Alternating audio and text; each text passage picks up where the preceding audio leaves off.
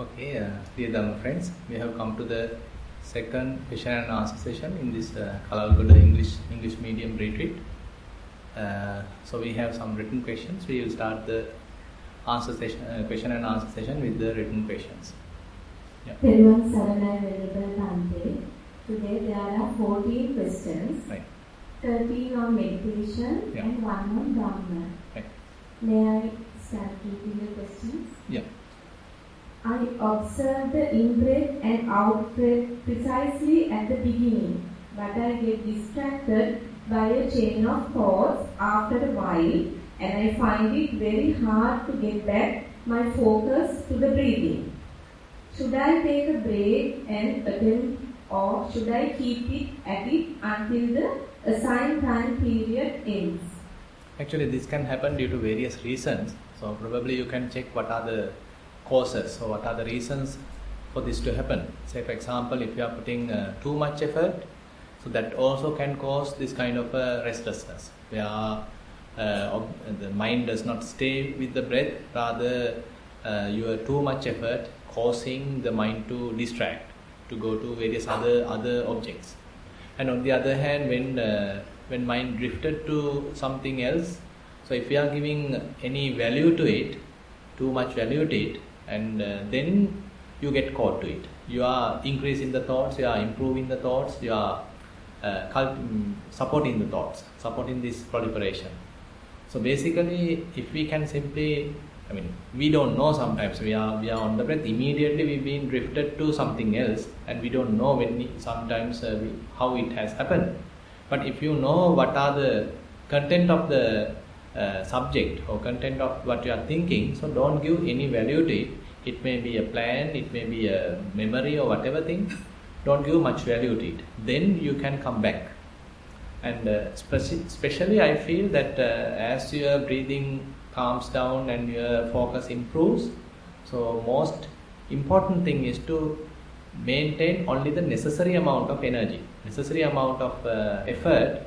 Otherwise this can be, if you are maintaining excess effort, too much energy, so it can lead to some sort of a restlessness, kind of an agitation.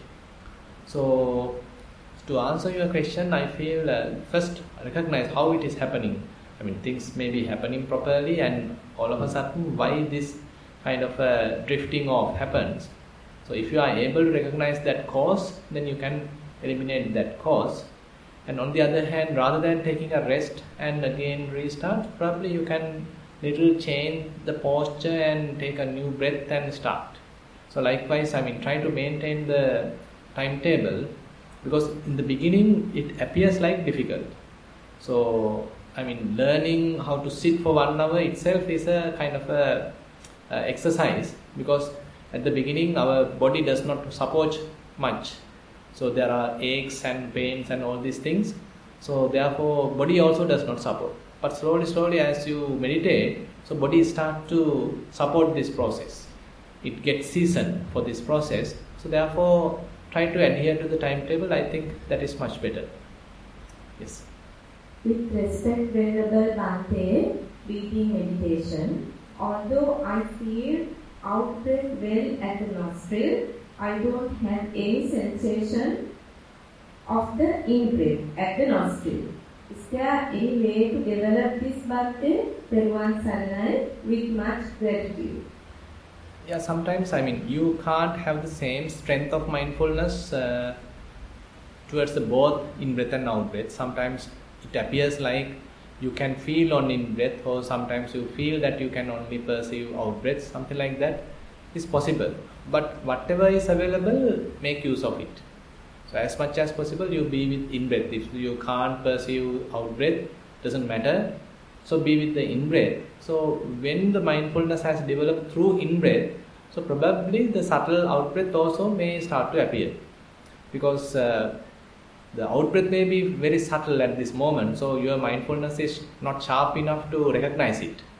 But using the in-breath, if you are improving mindfulness, once it reaches fair amount of sharpness, then this very subtle out-breath also would be able to recognize.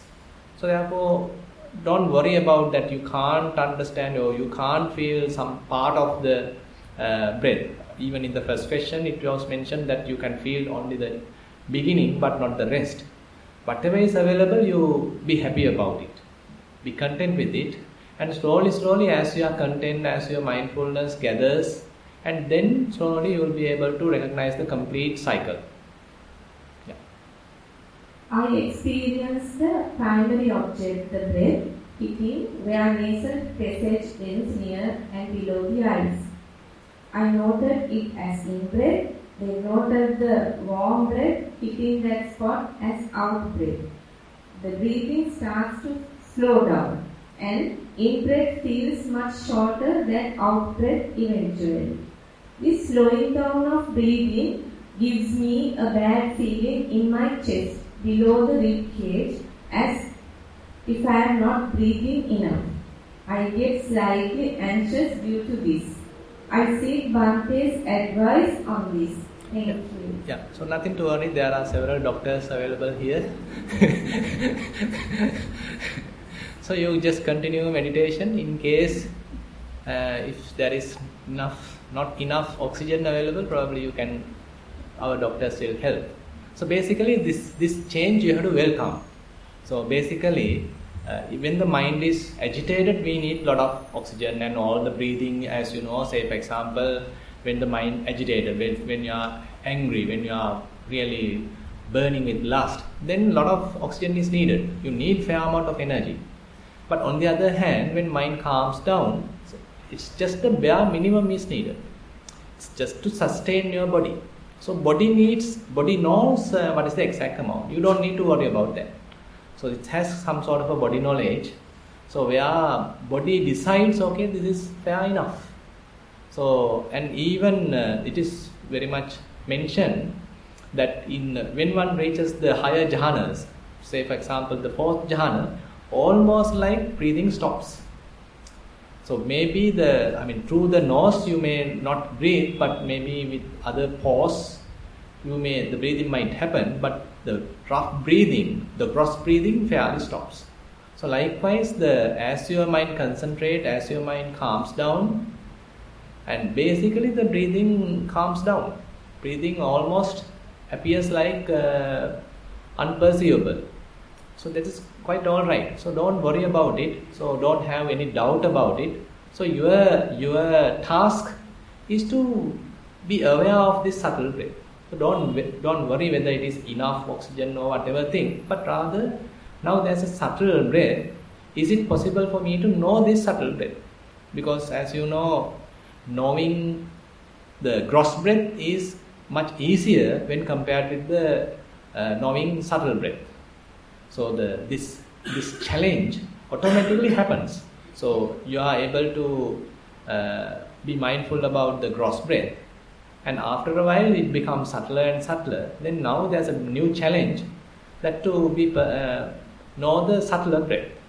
So you need fair amount of mindfulness, very sharp mindfulness, to know this subtle breath. And if you start to doubt about this stage, then you can't do that. So mind again distracts. So therefore, understand doubt is a hindrance.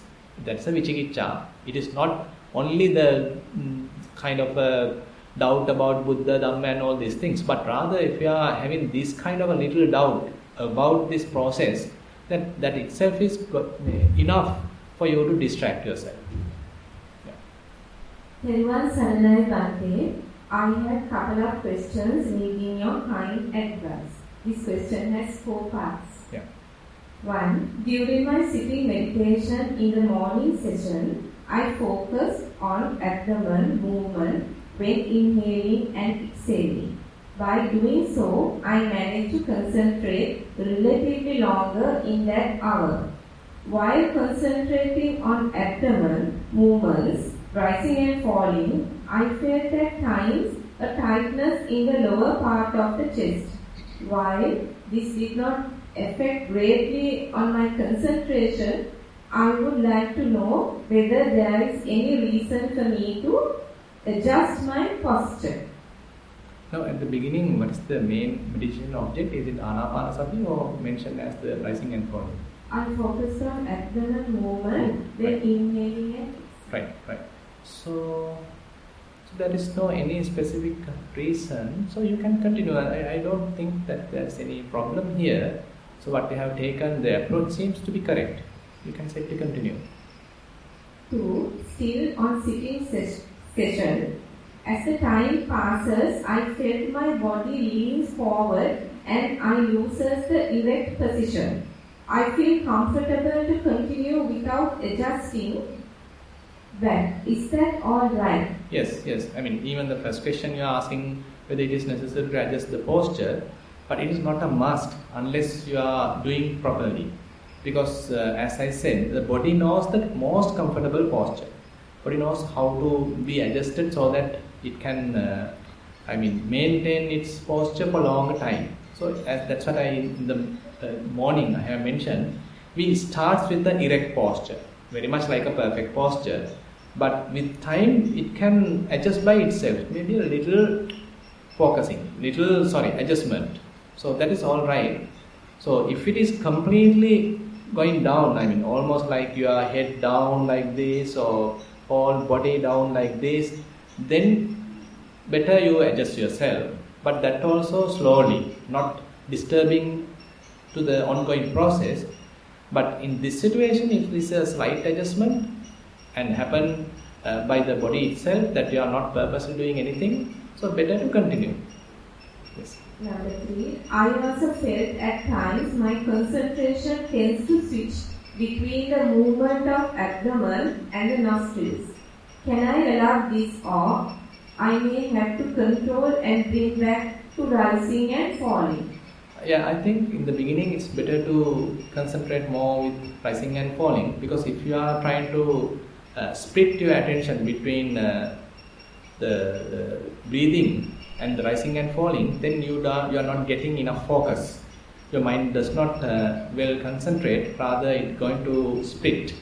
So therefore, there may be possibilities like your mind going to various other sensations, other objects, but for the time being, to be with the abdominal movement, rising and falling, and later actually when it calms down and when your mind is well concentrated, then you have a field of sensations available. Say for example, now this rising and falling fairly calms down. Now you are fully aware of the whole thing. You are having sort of an overview about your whole body, and various sensations appear throughout the body, say for example. At that time you can select most prominent sensation and locate your attention there and observe that. So therefore selecting one is much better. In the walking meditation, I follow 2 steps. At the beginning, I concentrate on left and right, and then lifting, forwarding and putting down. I have read that there is a 3rd step in walking meditation. I kindly request you to explain. With much gratitude for your kind guidance. May you... Okay. So this there are several steps available in walking meditation. Say for example, for the benefit of the beginners, say we simply select a walking path, and without taking a burden, we are simply walking from this end to the other end, and get familiar with the walking path, and then slowly we are keeping our attention on the soles. Say when left sole touches the ground, so we are keeping our attention there. When right sole touches the ground, we are keeping our attention there. And our eyes are simply in a very comfortable distance, not focusing through the eyes. Rather, our attention has to be fully with the sensation happens at the sole. So as it happens, if you can simply be with these sensations, much better. But unfortunately, we can't immediately come to that stage. Our mind starts to go here and there. Therefore, we have to incorporate a lot of techniques, supporting techniques. One such technique is this noting or labeling. When you are sure that this is the left foot, and you can note it as this is left. You have to do it only when the left foot touches the ground, and you are well aware that now it has touched the ground, and at that moment you can note it is the left. And then you are well aware now the right leg has touched the ground, and at that time you can simply note it as right. So likewise you can incorporate this left and right.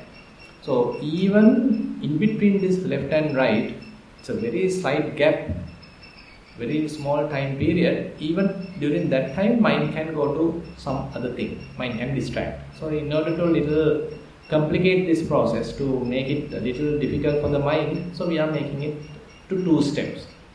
This is lifting and placing. So we are simply lifting.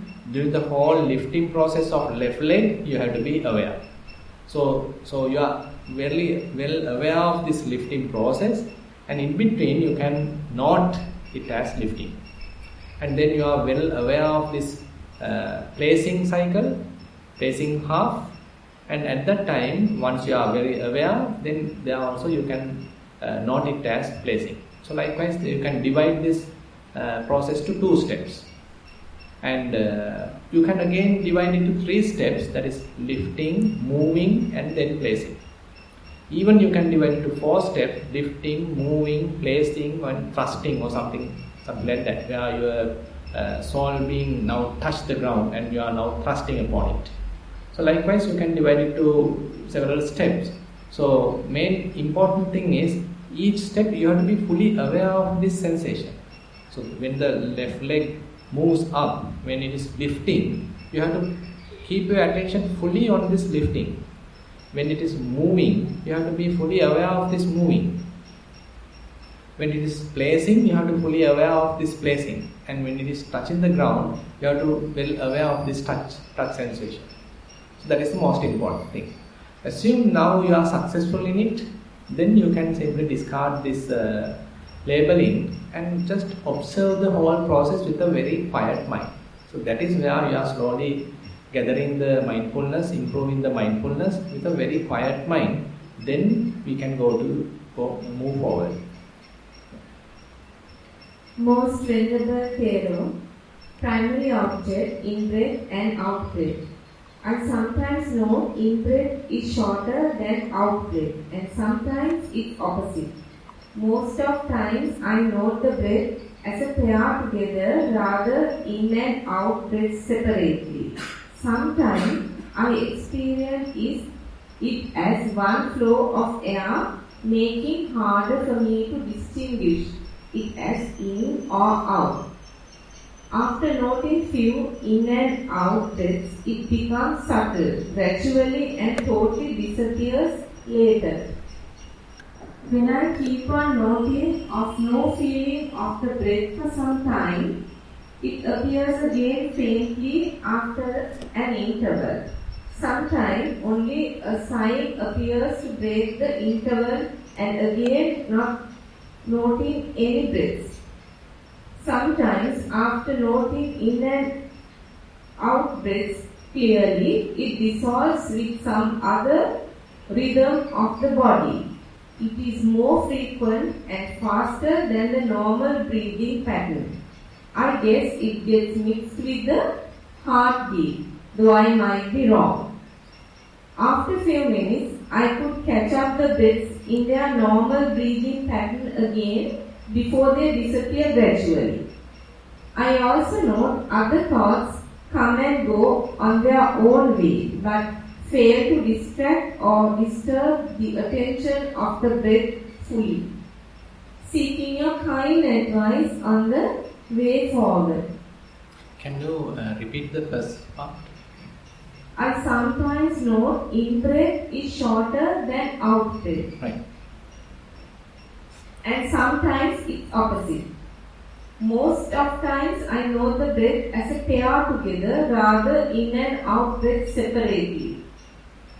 Sometimes I experience it as one flow of air, making harder for me to distinguish it as in or out. Yeah. So I think what you are recognizing is quite correct. So basically these variations can happen. So you can't actually, we don't have much control or any control at all about this whole process. So we are simply having a very open-minded attitude and we are simply watching it. So as a result of this observation, so this breathing process can vary. So as this report mentioned, so the in-breath can happen in one nostril, out-breath can happen in the other nostril, or in-breath can happen in both nostril, out-breath can happen in one nostril. So likewise, these variations can happen. And again, you may be able to recognize, okay, the in-breath may be cooler, or out-breath may be warmer. All these things are also possible. And again, as a result, so your mindfulness sharpens, and clear comprehension also improves, and the breathing becomes calmer and calmer, very, very soft, very subtle, and you can't now perceive whether it is in-breath or out-breath. So this indicates now the breathing becomes very subtle, and there is very difficult to distinguish whether this is the in-breath or this is the out-breath. So this indicates an improvement. So don't misunderstand thinking that this is a lack of mindfulness, so you have lost your mindfulness. Instead, what has happened was, and basically you are maintaining enough mindfulness, but as a result of mindfulness or improved mindfulness, so the calming down has happened, so breathing becomes subtler and subtler, and now you can't even perceive whether this is in-breath or out-breath, because it is very much like same. So at that time, simply don't try to give even a name. So you don't need to give a name, is it in-breath or out-breath, like that. So if you are making doubt, again you start to distract. Instead, you are well aware, okay, I was doing quite well, I was coming from gross breath to subtler breath, that indicates that I am doing well, and now I can't distinguish in-breath or out-breath, that's fine. So you are simply perceiving, okay, some sensation is there, some sort of a rubbing sensation or some sort of a feeling is available, and you are simply being aware of that. And there you can even recognize how this feeling, how this rubbing sensation begins. And then it's very momentary, and then ultimately it finishes. And then again there's another rubbing sensation begins, and then momentarily it again vanishes or fade away. So likewise you can recognize these two parts, simply the beginning and the ending. So this way you are moving more towards the common characteristics, and you don't need to know or distinguish whether this is in-breath or out-breath. Yes. Venerable Swami Mahansa, I started my meditation practice several years before. At that time, from the beginning, I experienced in-breath as in-breath and out-breath as out-breath. I noticed few months later the beginning and the end point of the breath, in-breath and out-breath. I tried to understand the middle point also. In the meantime, thoughts always come and go. I managed to come back to the breath. Presently, it's difficult to find the in-breath or the out-breath. Yeah. Every time when I start the practice, I try my attention to the breath, but it fades away. Then I realize the bodily pains. It happens going one place to the other, and chanchala kampana also. But always things from outside come to my mind. Those are far back and near also. Presently, Dhatu Manasikara a bit settled, and I watch pains which arises and fade away. Correct. Always in the meantime, thoughts are coming. Sometimes I know, sometimes not. And sometimes I realize it's not me or mine. I am not there. It's just come and go or occurs with a cause. I like to know whether my practice is right, or am I going through a correct path. That's all. Is that all? No, there's another part. Okay, so basically what we are doing is correct. So as your breathing calms down and you can't distinguish, and it completely fades away, and automatically if these sensations are available, little pains may be available, various element characteristics are available, so and what as you have done, so you can shift your attention to these element characteristics. So since they are well aware, well available, and you can start to observe them. So, and what we are doing is quite correct. So now you don't need to switch, or you need to shift your attention to breathing. Rather, you keep your attention on this new sensation. Say you are having a sensation at your knee, and again you are locating that particular place. Again and again you are applying your attention to that place. As a result, your mind gets concentrated at your knee. So this is the new place, this new object for you.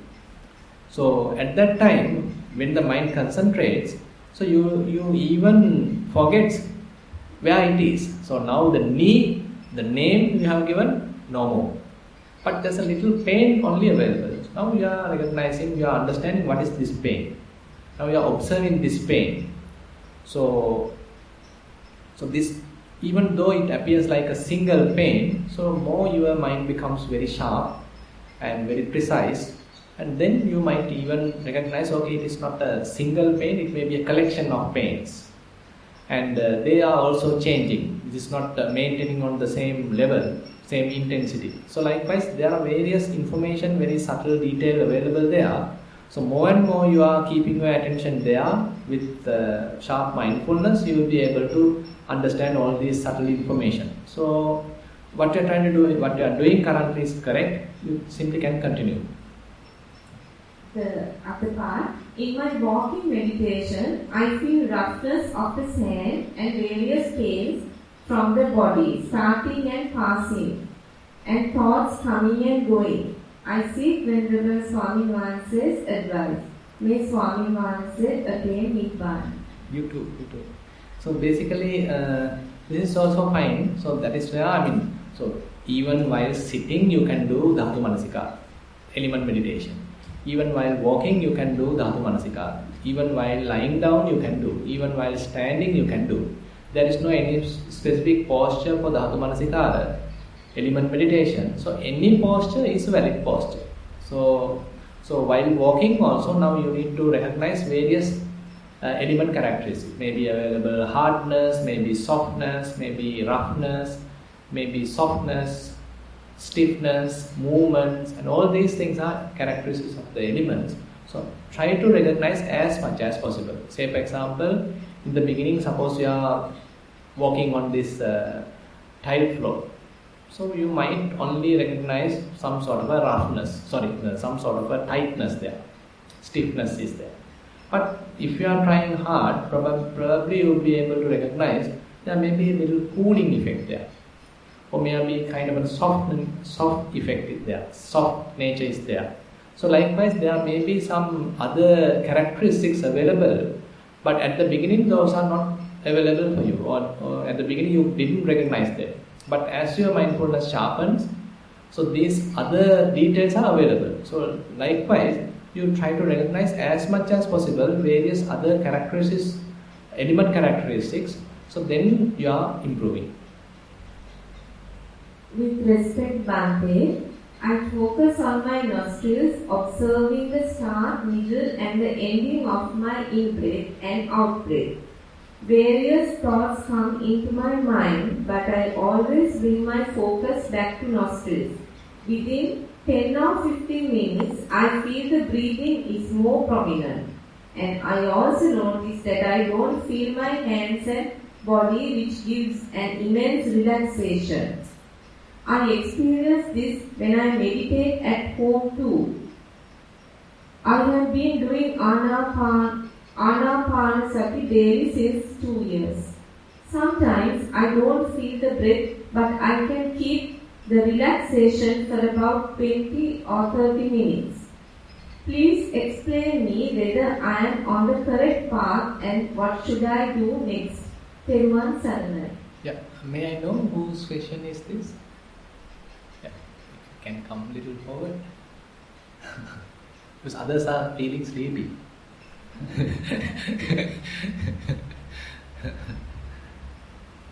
So, are you able to come to this stage confidently in any sitting now? Sometimes. Say within half an hour, can you reach this stage? Can.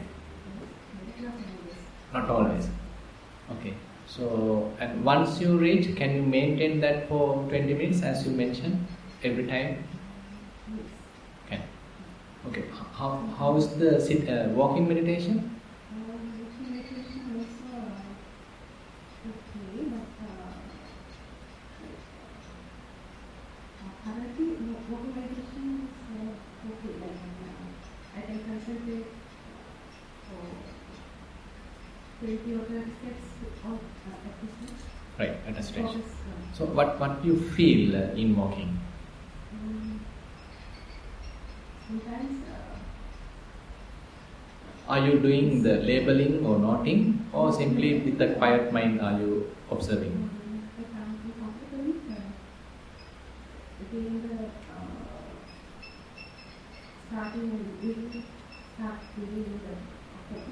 Right. Right. I noticed the weight that is the tip of the foot and Right. Now, okay. Now little change the. Rather than simply knowing the part, whether the beginning, the middle, or the end of the foot. Instead, now whether recognize what you really feel. As I said, there are different elements available. Basically, according to the teaching, there are 4 elements available. So the earth element has altogether around 6 characteristics. Maybe roughness, softness, hardness, heaviness, lightness. All these things are the earth element characteristics. And again, movement, rising, falling, all these are air characteristics, air element characteristics. And the warm, the cold, so that is the heat element characteristics, Tejo. And again, the Apo is the flowing nature. So if you are able to recognize these things while walking, then we are in the correct track. So now you need to, rather than simply know the whether it is the heel or the middle or the toes, now you recognize what you really feel at the heel, what you really feel at the middle, and what you really feel at the toes. Yeah, definitely, not one. Right.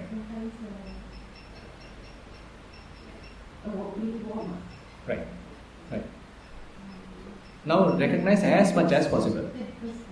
As much as possible, now you need to recognize. So especially in walking, so this slowly we are using our walking meditation, converting to the Dhatu Manasikara. So actually the walking is a very, very rich field for us to recognize all these element characteristics. So, and there are much details are available there. But if we are not paying enough attention, we are missing them. We are not able to recognize them. We are not giving much value to them. Now we have to give some value to them and try to recognize them. Okay, when I am keeping my heel on the ground, okay, what I really feel. As I said, now say you are keeping your heel on this tile floor. Immediately maybe the stiffness or hardness you may feel, but still there may be sort of softness there. Kind of sometimes maybe cooler effect may be there. So likewise. Probably, yes. Now say if you are walking on a choir mat, so there may be a different texture available, so you need to recognize all these subtle details. So then this mind starts to develop another skill, not simply touching on the surface level, but kind of penetrating inside the object. So this is a skill of mindfulness, where when the mindfulness improves, our mind penetrates to the object rather than simply touching on the surface. So now you are recognizing more and more detail. So that you need to develop now.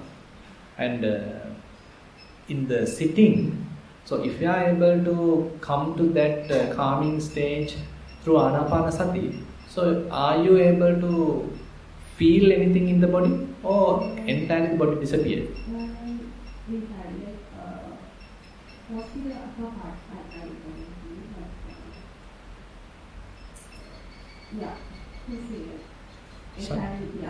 Entirely disappeared. Okay, then you better, rather than staying longer with Anapanasati, so you use Anapanasati only to some extent, just to collect your mind, just to improve mindfulness, and don't spend too much on that. So try to recognize various sensations or various animal characteristics while sitting as well. Now say for example your hands are touching, so one hand is on the other hand, so there may be a little weight available, side weight, or even kind of a warmer feeling may be available. So you can keep your attention there. So this becomes your new object. So similarly the legs may be touching. If you are sitting cross-legged, then your legs are touching like this, then there are again the sensation available there. And if you are touching on if you are sitting on a cushion or in a chair, then still there's a thrusting sensation here, kind of pressure being felt at the buttocks. So you can keep your attention there. So likewise recognize all these things as well. So if you recognize them, and there may be different objects, different animals available, among them try to find the most easiest one, most prominent one, keep your attention there. And now again and again you are applying your attention there. Now your mind concentrates in that particular object, and now try to recognize what is there. So now you need to start doing this. So while Anapanasati, there is no any lights and all these things appear for you, right? We do it for some time. Right. I feel some more actually, but I have lost count because Right. I changed my home environment and all. Sorry? So that's not I changed my environment actually. Uh-huh. So it doesn't matter. I mean, now we are moving to the other side. Doesn't matter. You can use Anapanasati as a way of developing mindfulness, and once enough mindfulness is built, now you can start to keep your attention at these various sensations, and we can move forward. Yeah. So you all have to maintain those experience like you said, I have seen some beyond like bike and all that. No, I mean let it happen naturally. If it is coming, it might come. So now we are actually not focusing too much about that. So because there are possibilities that one can move directly in the Anapanasati path itself. Since we are now in Anapanasati for some time and mind simply stagnates there, so that's why I am changing to the body, to the element meditation. So that way we can get the maximum benefit. So once you are doing this, further the concentration develops. So nothing to worry. Yeah. My experience, I learned that my mind wanders to future and to the past. I learned being mindful. Lets me control each step I take. I am aware of my surroundings rather than wandering mindless. I have chosen to take each action with my knowledge instead of letting my subconscious take over my body and be an autopilot. I choose to be living as I take each breath in and out. Good. Can continue. So don't allow the subconscious to control you. Rather, you take the hand to your manual control.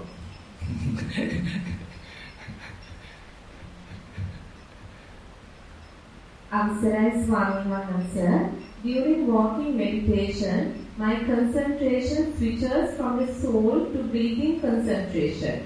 Is this due to very slow walking, or is there any method I could use to keep the concentration to the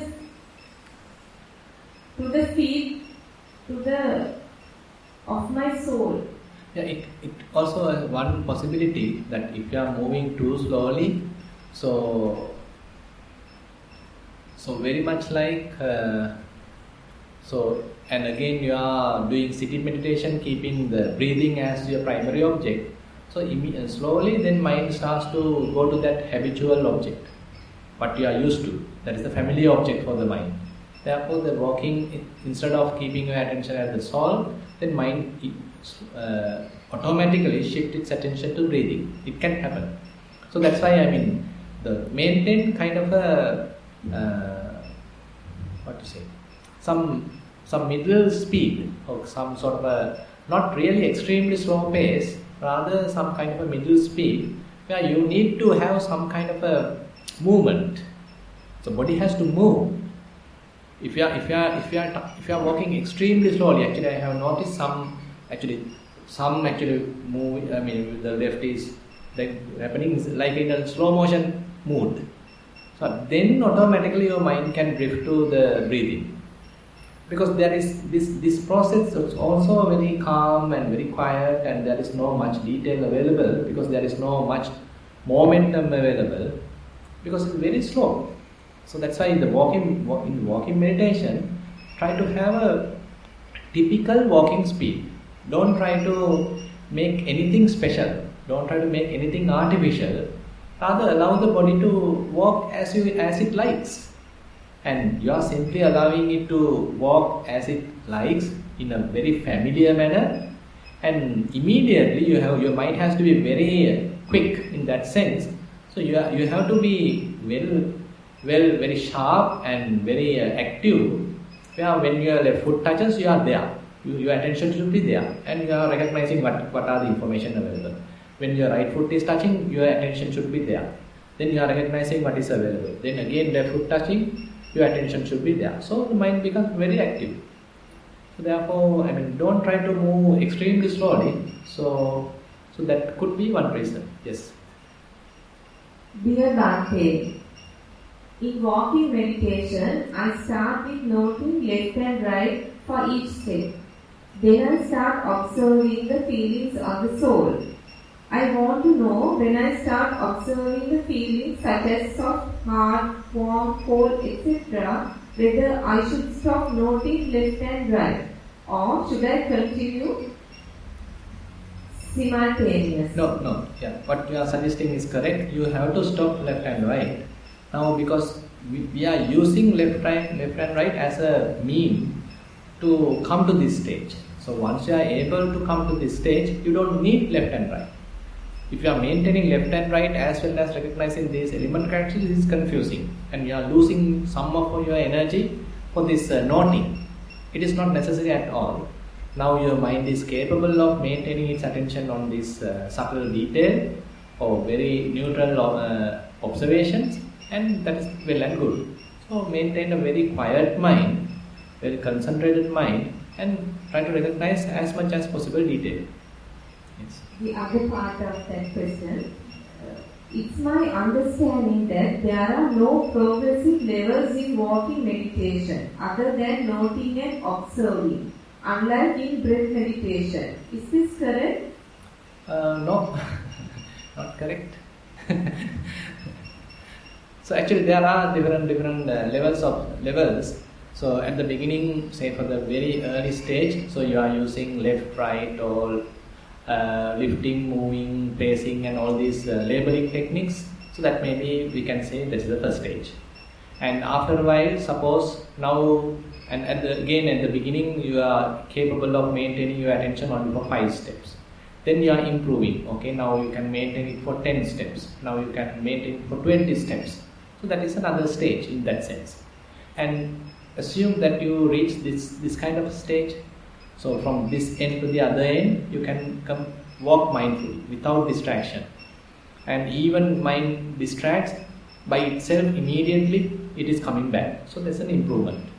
And at that time, you can stop labeling and see whether mind can be fully with the sensation, be fully at the soul. So that you need to try. That may be another stage.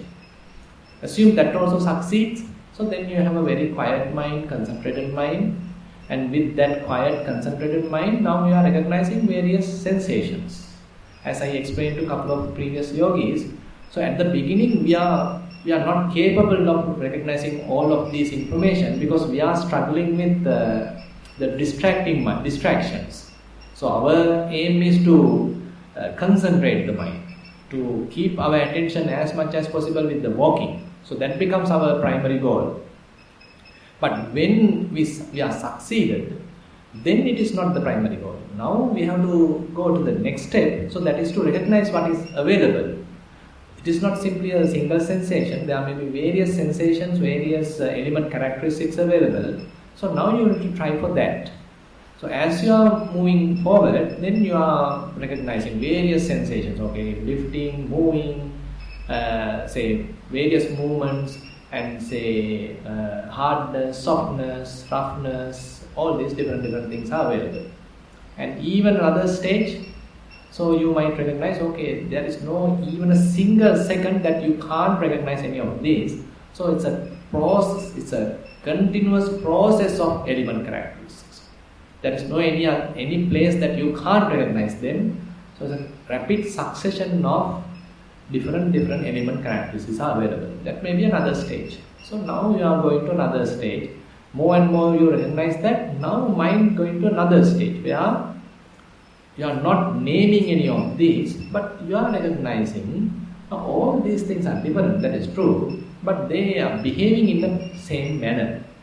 They simply have a sort of a beginning and very momentary lifetime, and then they pass away.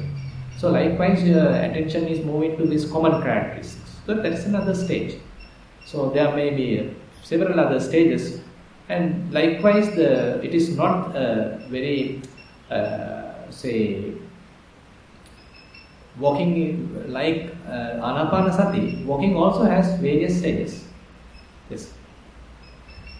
Venerable Bhante, I have been practicing just being during both Parangama and Sakman. In day-to-day, I see my mind in general. When I see the mind in general, I see how Dharmata is active within me. In the recent months, there is a quietness in me that lasts for hours to days sometimes. As per Bhante's advice, I have been practicing Dharmata coming and helping Dharmata to be free. Though I have been experiencing the quietness for a few months now, I was unable to understand what triggers it. Today, I was able to see the logic behind it. It is letting go. Quietness in me comes from not grasping at all. I further see that now, when the mind let go of one object by understanding the uselessness of it, instead of jumping onto another, it is waiting. It is watching all the aramuna that is coming its way, but not grasping any. Since the mind is not grasping, they are not clear to me, but they are there. Bhante, I seek your advice humbly. Much merit to you, Bhante. Yeah. So this quietness actually we have to improve.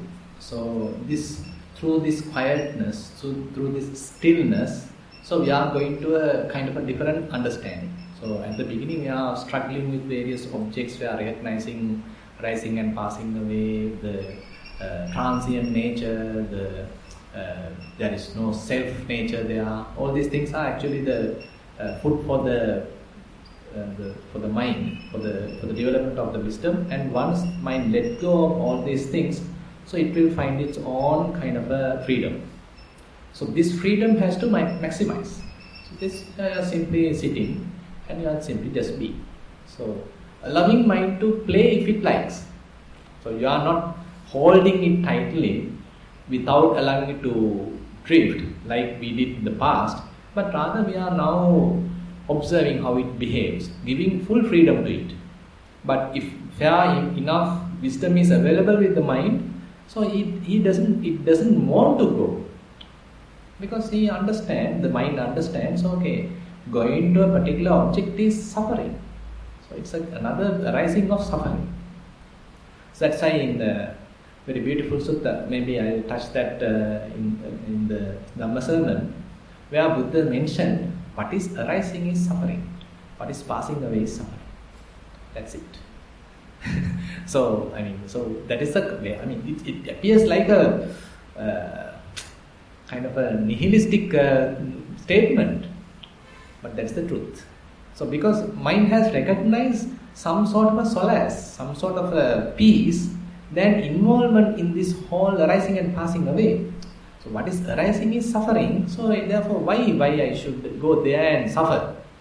So what is passing away is suffering. So why I should focus on that? Otherwise, the mind can simply be aware about the whole process without grasping anything. So this non-grasping nature is something that we need to develop. So this non-grasping nature is possible when less disturbance are available. But unfortunately, we lose this non-grasping nature when there are disturbances. So especially when the defilements are coming. So that is where the prominence has to be given, how the defilements has to be reduced. So now we have recognized this non-grasping nature, but we need to maximize it, and we have to make it as our refuge, and even available at difficult moments. So this is the kind of the refuge we have. So as I mentioned probably in this Dhatu Vibhanga Sutta, so Satcham Anurakhe. So this is the kind of a true nature. So all these arising and passing away, all these elements, the thoughts and the various sankharas, and all these things are very much like very momentary. So they appear like truth, but they are not in a particular constant manner. They constantly come to something else.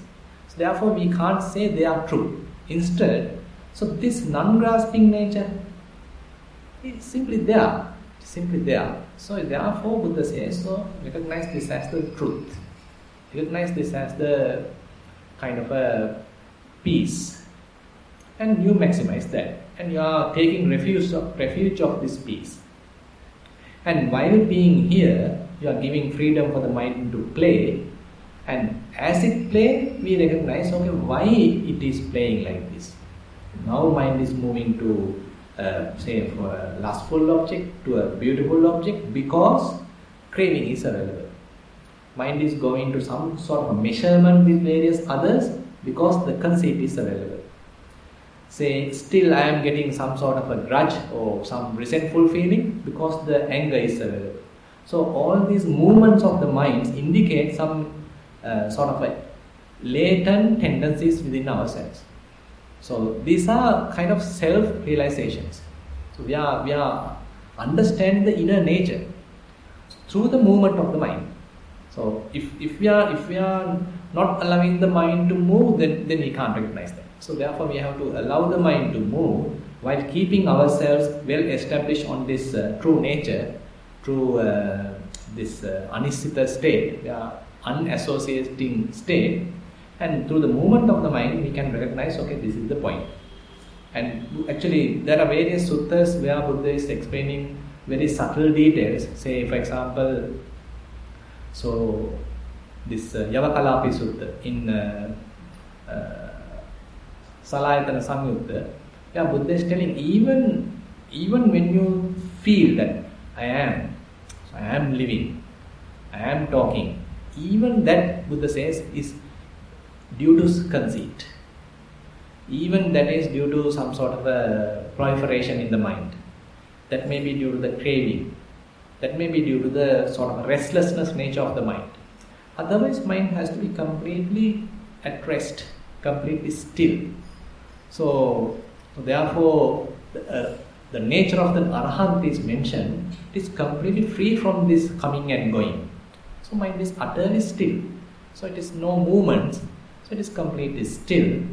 And there is no arising and passing away as such. It is enjoying. Rather, if some external phenomena happens, so the Arahants may be seeing the passing away nature. And mind is sort of at a rest, at a relaxed state. So that's why in the Sona Sutta, the Venerable Sona, the Arahant Sona is mentioning, so there are various sites are available, but the mind is not interested of mixing with them. Sounds are available, but mind is not interested of mixing with those sounds. Similarly, the smells are available, but the mind is not interested of mixing with those smells. Tastes are available, mind is not mixing. the sensations are available, mind is not mixing. Even the thoughts maybe appears like available, maybe little far, but mind does not loses its stillness. So more and more, the one may reaching this kind of a stillness. And it is not simply being kind of a stone-like thing, but having some firmness. So you know these arahants, say for example, even when they are going through some difficulties, still they are unmoved. Even when they are getting a lot of blames, for example, still unmoved. When they are going through various pains, still unmoved. So this is the kind of an unmoved nature the mind is developing. Some sort of a stillness, some sort of a calmness. Not because that mind is grasping or absorbed to particular object, but having nothing. Completely letting go, completely given up every phenomena, because it has recognized, so all these phenomena coming and going is suffering. So this is a kind of a deeper understanding that we have to develop through observation. So more and more mind becomes still, more and more it may go through the ups and downs of the life. That is how the wisdom develops. It is not simply by keeping our eyes closed and sitting on the cushion. That also actually helps. But later in the vipassana, so we have to understand this refuge within ourselves, and again we have to keep on working or keep on moving with the others, and at the same time we have to check whether we are very firm in this true nature. Are we still get shaken, or are we losing this stillness? Are we still get subject to various defilements? So this is a constant observation. So we can't say when we are reaching the final goal, but the same thing to do. So you are always asking the same question, but I have to tell the same answer. Anything to add to anyone else? Independent observer. I mean, individually, some couple of us may be here that we are staying at this kind of a stage. Individually, we have to do this. So based on our own karma, own different circumstances, we may be going through various hardships, depending on our own karma and the circumstances. But we are developing. But by going through that, we are developing the wisdom. So that's why Buddha mentioned, as she has mentioned in the report. So these are the Dhammata is coming as a help to Dhammata. It is not that I am improving and someone else is pumping this energy to me. Rather, some me and not me and all these things are going. Even the me, Buddha says, is a manjana, is a concealment.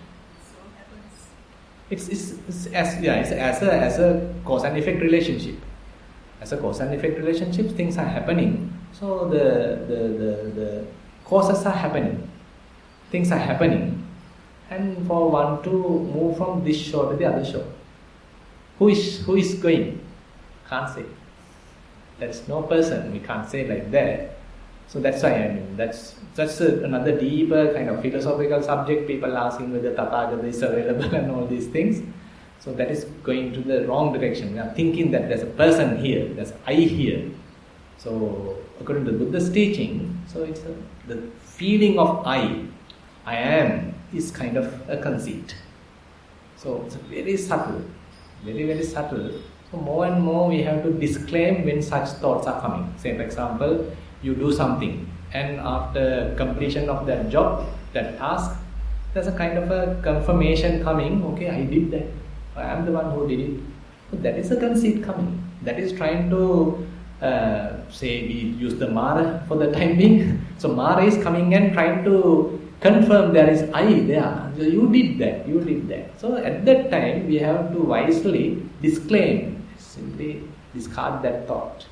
So that is how, we have to recognize how the upadana skandhas are happening. So towards the task we can grasp, towards perception we can grasp, towards the body we can grasp, towards some sort of mental quality we can grasp. So likewise, the grasping can happen. So when grasping happens, the mindfulness will show us, okay, the mind has lost its freedom, the non-grasping nature. Instead, now mind has grasped. At that time, we have to release the mind and again return back to this non-grasping nature. So this non-grasping nature is the true nature that we need to maximize. So that is what we need to do. So when to finish, I don't know.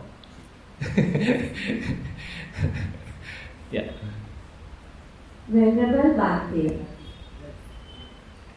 You have to come forward. Yeah. Yeah. Kriyasit. Yeah, very much like that. So I mean, in Abhidhamma, this the thinking happen within an arahant is mentioned as kriyasit.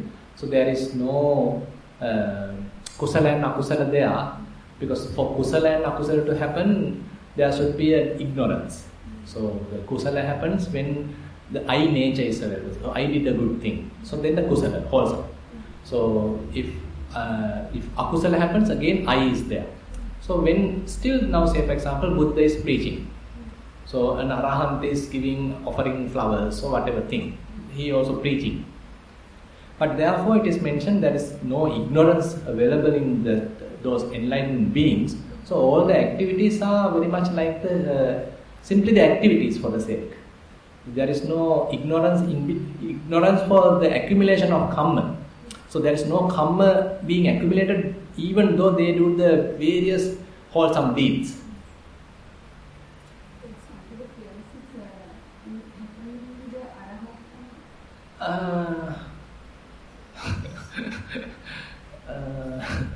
That's a big question. I mean, is that kriyasit happens only to the arahants?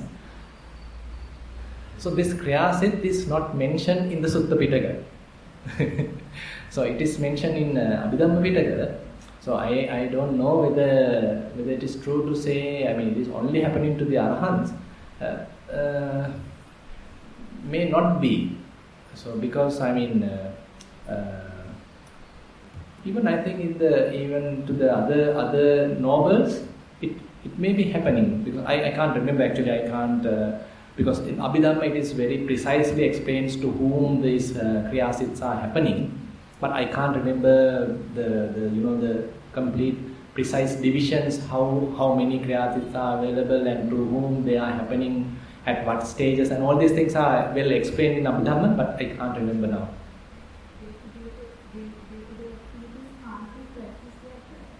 Kriyasit.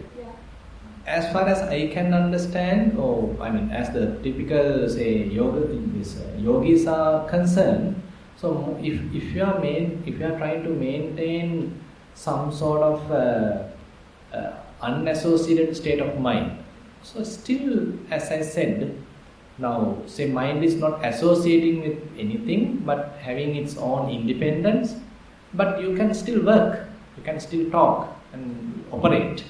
At that time, it is less accumulation of karma. So you are not recognizing as a person, okay, I did that or I did this or something like that. So ego is almost like absent. But we can't say that completely eliminated. So if the ego or the ignorance is to be completely eliminated, we have to be an arahant. So we are not an arahant. So the ego, the ignorance may be available, but to the reducing levels. So the ignorance is fading away, we can say. So therefore, through vipassana, we are coming to stages where we are doing various activities without making I, without trying to claim as I. So without trying to make a person out of that. Simply understanding that this is a kind of a cause and effect relationship. So things are happening. So due to certain causes, it has happened. So we are trying to recognize this principle here. So that's the best answer I can tell. Anyone? Yes? Yeah, upadi. So that is where we go wrong. So we constantly keeping a person to various activities. So we are keep making a person. We are making I. That is where Buddha is telling. So when a practitioner look back, so he recognized, oh, I have done various tasks in the past. So I have made a self out of these because of these tasks. So say for example, you went to a university and you got a degree. So I have made a I there. I went to the university. I had this particular degree. I have this designation. I have this title and all these things. So through our life, so whatever the endeavor we undertaken, so we have made a self. So Buddha is telling, so during that ignorant period, so we are making such a self out of all these tasks. So the yogi will understand, so this is something making me unhappy. So when someone is, challenging that, so I'm going to suffer. So all these upadis, all these assets, all these belongings are causes of suffering. So therefore, you can't do that, of course, at the early stages. That's why Buddha is taking it to the very higher levels. And then only Buddha is telling, okay, now you disclaim even this. Now you simply let go even this. So don't try to make a self out of the task you did. Don't try to recognize of any of these khandhas as yours. So likewise, the very subtle stages where you are, as Bhante Dhammajiva says, it's very much like kind of suiciding. Yeah, no, he's using a very beautiful term, some sort of suicide. I can't get the name. Oh yes, that's true. So basically, we have to disclaim our own self.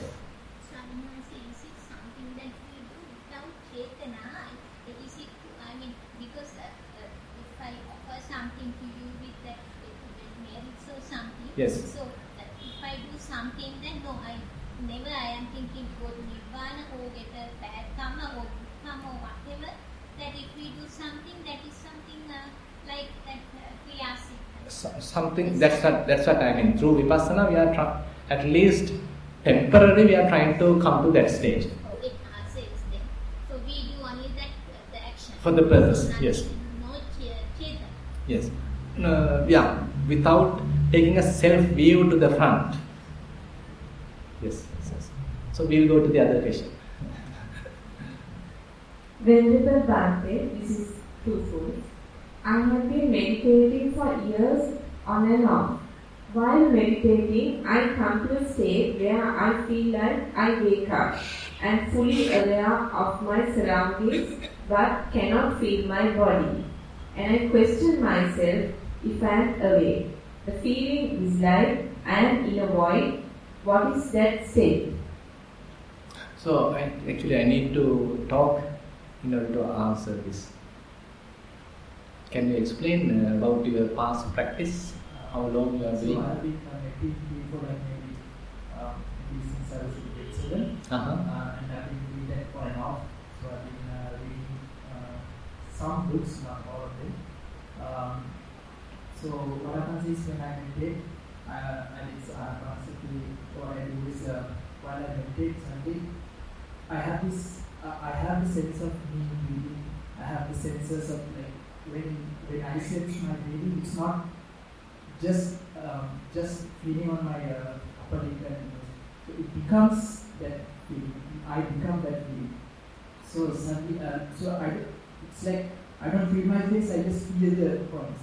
Okay. So when I meditate, suddenly I feel like everything calms down, and suddenly I'm in a state where everything's there, there's no light, there's no anything, but I can feel the surrounding. I can hear whatever is around me, and I'm just there. I can't feel my body. I'm just in a state. I'm just there.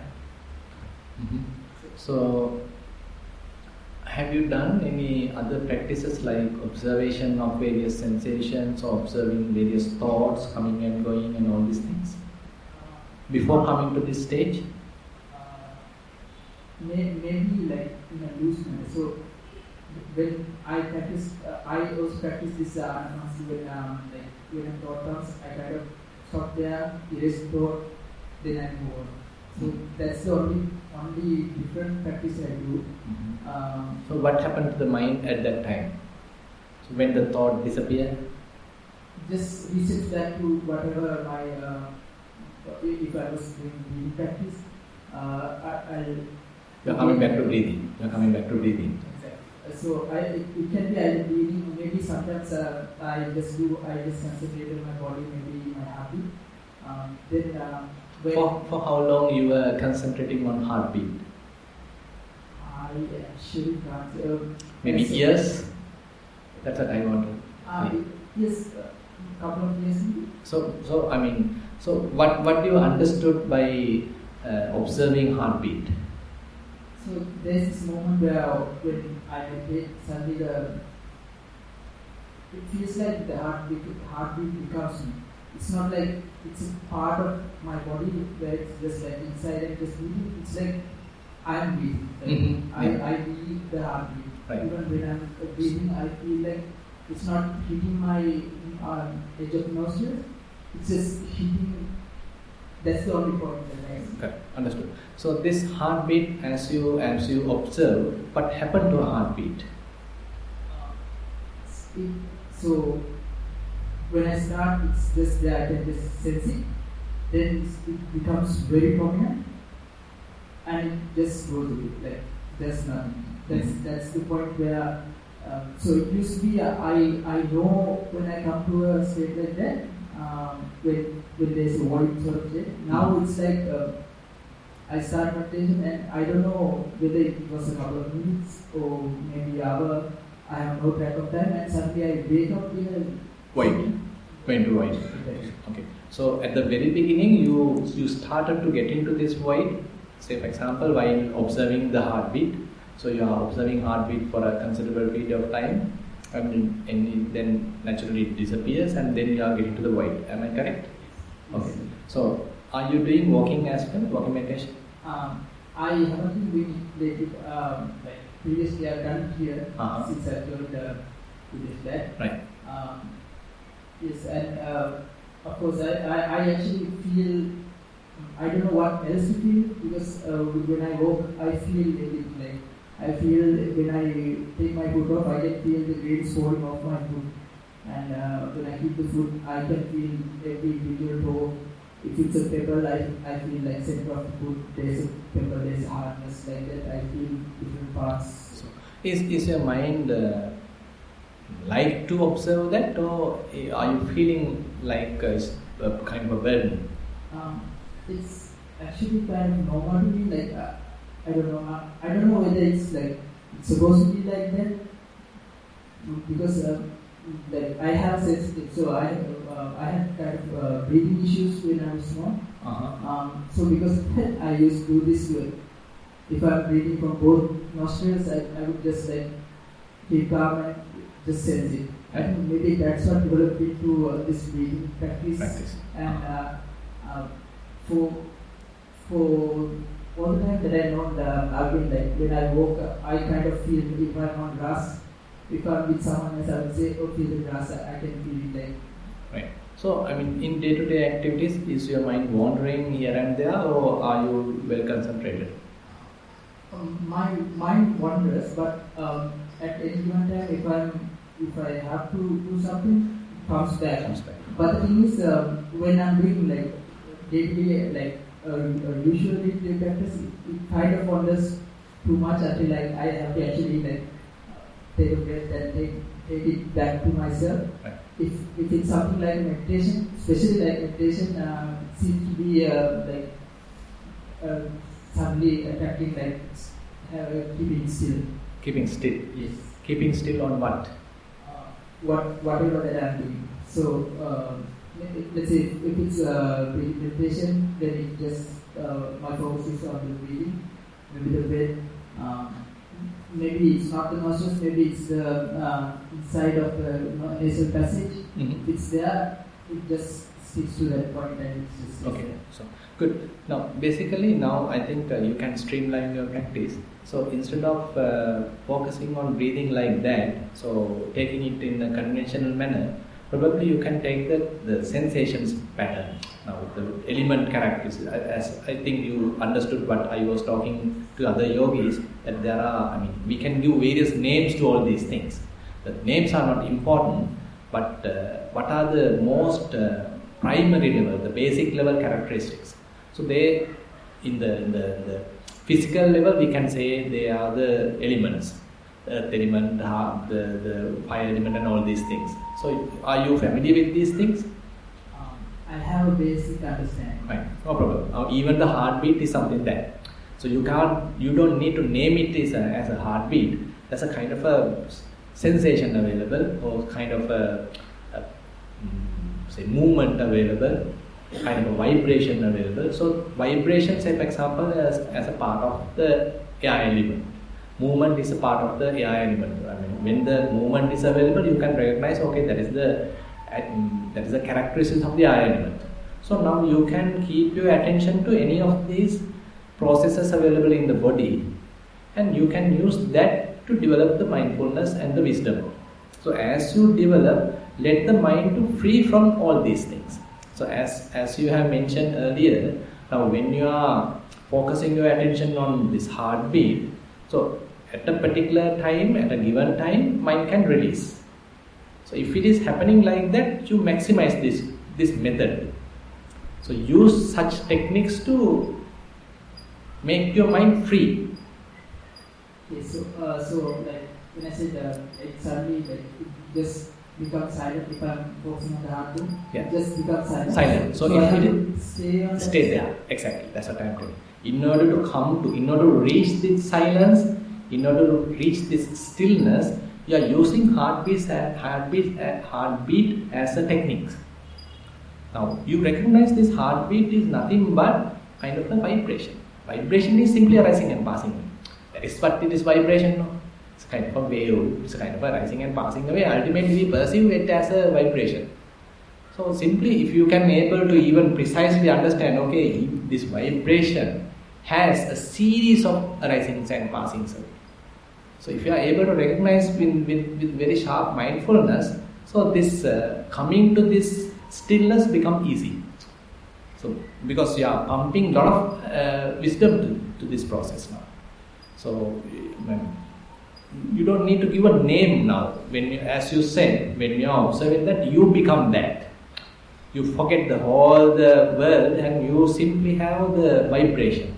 And you only understood, okay, this vibration is simply a rising and passing, a rising and passing, a rising and passing. And you are very precisely observing that, and then mind will release. Mind will come to this freedom. So let that happen. And if it come to this freedom, stay there and maximize it. So use that as a technique. So even in walking meditation, so you can understand various element characteristics that they have a beginning and that also ends. Different characteristics, doesn't matter. Maybe hardness, it has a beginning and then ends. There may be coolness, it has a beginning, it has an end. So likewise, now put this stamp to every object, rising and passing, or beginning and end. So then you are developing fair amount of wisdom, so that will take you to this freedom. Yeah. Good. There is another part to this system. For the last couple of days, I have been trying to meditate, but within few minutes fall asleep. Is there any way to practice stop me from sleeping? Why does this happen? Yeah, actually, when you are coming to this stage, so if we are not balancing mindfulness and wisdom and concentration, so immediately you can get onto this kind of a stage where you don't know what happened. That's why you walking as well. Do some walking as well and take the mindfulness to the front. Now you have some concentration also. So if the concentration is too high, then mind coming to this kind of freedom, but you don't know what has happened. So exactly so. I don't know where to go from here. So yes. I'm just there. Just and there. I don't know. Yeah. So therefore, don't spend too much time in sitting. Instead, you incorporate more in walking. And they are walking, you understand, okay, what are the different characteristics available, different element characteristics are available. This, as I said, simply has a beginning and then end. Beginning and end. Okay, say for example, stiffness, beginning and end. Hardness, beginning and end. Coolness, beginning and end. So you are taking these two parameters from each different object, different element, and you are noting that. You are keeping more attention not to that. So your mindfulness will improve, not much to the concentration, and you can come to the balance. Yeah, that's all. This question is the last on meditation. Yes, we can have 1 minute. Yeah. Yesterday you said that after practicing Anapanasati for a while, we could let go of the past and future and come to a point where we are only with the present moment. We are in fact grasping at the present moment. So if we proceed from that point to a stage of emptiness, then the grasping ceases. Is this correct? Correct. Actually, yesterday I didn't come to the wisdom side. Rather, I was explaining the different levels of freedom. Say, for example, your mind was hindered in the past. Your mind is dreaming about the future. So, there is no freedom. But when you are associating very simple process like breathing, now you are free from past, you are free from future. But as this report mentioned, you are grasping the present moment, true. But enough freedom is available. But then we have to further develop in order to release the present moment as well. Yeah, that's it. There is one more question on Dhamma. Yeah.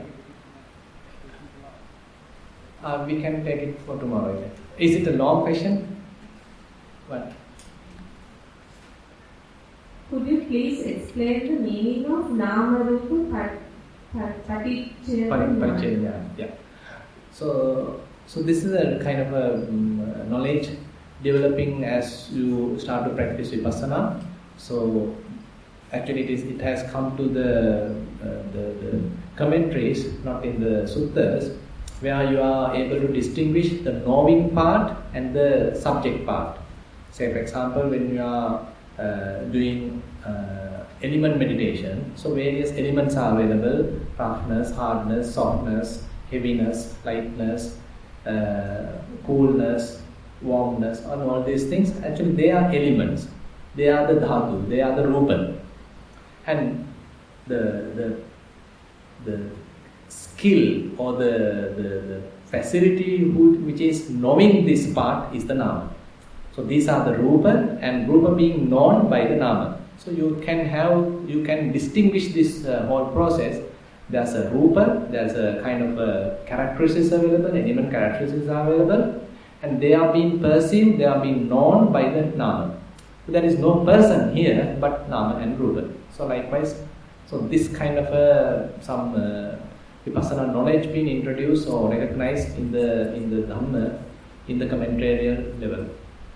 Okay, with that question, we will wind up the question and answer session. We'll have the Dhamma sermon at around 4:15 p.m. Thank you very much for the participation.